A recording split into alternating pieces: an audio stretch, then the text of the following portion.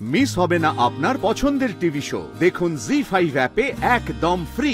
তুমি আমাকে এই গয়নাগুলো আবার পড়ালে কেন আমি বুঝতে পারছি না। এই সব কিছুর পরে বিয়েটা হবে কি? মানে আমি জিজ্ঞেস করার চেষ্টা করছি, এই সব কিছু হয়ে যাওয়ার পরেও ওরা কি বিয়েটাতে রাজি আছে? বাহ, খুব ভালো প্রশ্ন করলি তো গঙ্গা। মানছি যে তোর এই বিয়েটাতে কোনো ইন্টারেস্ট নেই, কিন্তু তুই তোর বাবা মার কথা একবারও ভাববি না? তুই বড়দা আর বড় বৌদির কথা একবারও ভাববি না যে ওরা যদি সত্যি অর্জুনের বাড়ি যদি সত্যি এই বিয়েটা ভেঙে দেয়, তাহলে দাদা বৌদি লোক সমাজে মুখ দেখাতে পারবে না গঙ্গা? সেটা তো তুই একবারও ভাবছিস না? ওরা কেন মুখ দেখাতে পারবে না? আমার বাবা মা কেন মুখ দেখাতে পারবে না? ওরা তো কোনো অন্যায় করেনি। আর এখনো তুমি শুধু বাবা মায়ের সম্মানের কথা ভাববে? তুমি একবার বুঝতে পারছো না পিসিমণি, ওই ডাইনোসরের ফ্যামিলিতে গেলে আমার কি অবস্থা হবে? কিচ্ছু হবে না গঙ্গা। ওই বাড়িতে যেরকম ওরা আছে সেরকমই অর্জুনও তো আছে। ও তোর পাশে থাকবে, বিশ্বাস কর। থাকবে বলছো? কে জানে, আজকে এত কিছু ঘটে গেল তাও তো একবার গলা শুনলাম না ওর। শুনেছিলাম অবশ্য, শুধু আমাকে ধমকানোর সময়। এই যে তোকে না একটা চড়ে আমি একদম মুখ ঘুরিয়ে দেব। তুই কি চাস বলতো? তুই কি চাস? আমি এতবার করে তোকে বললাম যে ওদের সামনে মুখ খুলবি না, তুই আমার কথা শুনলি? আদরে আদরে একেবারে আশকারায় মাথায় উঠে গেছিস তুই। আমি কি ভুল বলেছি মা? আমার বাবাকে ওরা গয়না নিয়ে অপমান করছিল, তাছাড়া ওরা নিজেরাও বলছে আমি ওই গয়না পরে বসলে ওদের অপমান হবে। তাই গয়না যদি অপমানের কারণ হয়, তাই আমি গয়না খুলে ফেলেছি যাতে কারোরই অপমান না হয়।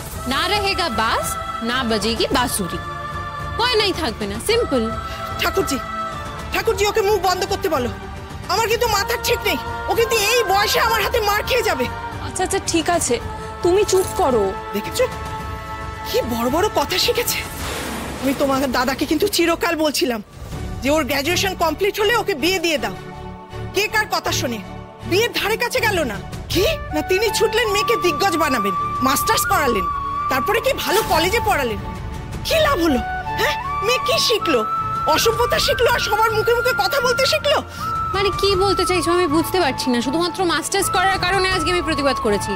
আমি যদি গ্র্যাজুয়েট হতাম, এই সেম ঘটনাটা যদি ঘটতো, বাবাকে কেউ অপমান করতো, তাহলে গ্র্যাজুয়েশন অবধি পড়ে থাকলে আমি প্রতিবাদটা করতাম না। মাস্টার্স করেছি বলে আমি প্রতিবাদ করতে শিখেছি। অবশ্য 2 বছর আগে বিয়েটা হলে একটা লাভের লাভ হতো, অ্যাটলিস্ট এই ডাইনোসরদের সঙ্গে আমার সম্বন্ধটা হতো।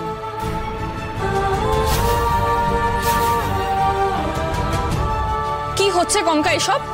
মুখটা একটু বন্ধ রাখতে পারছিস না? না তুই না না, ও চুপ করবে কেন? চুপ করবো তো আমরা। জানো তো ঠাকুরজি, আমি খুব ভালো করে বুঝতে পারছি ও আজকে একটা সর্বনাশ না করে ছাড়বে না।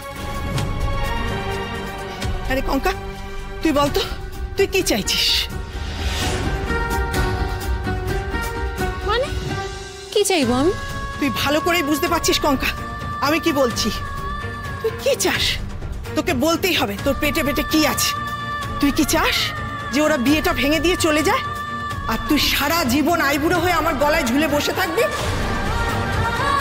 জি5 ডাউনলোড করুন আর সব এপিসোড দেখুন একদম ফ্রি।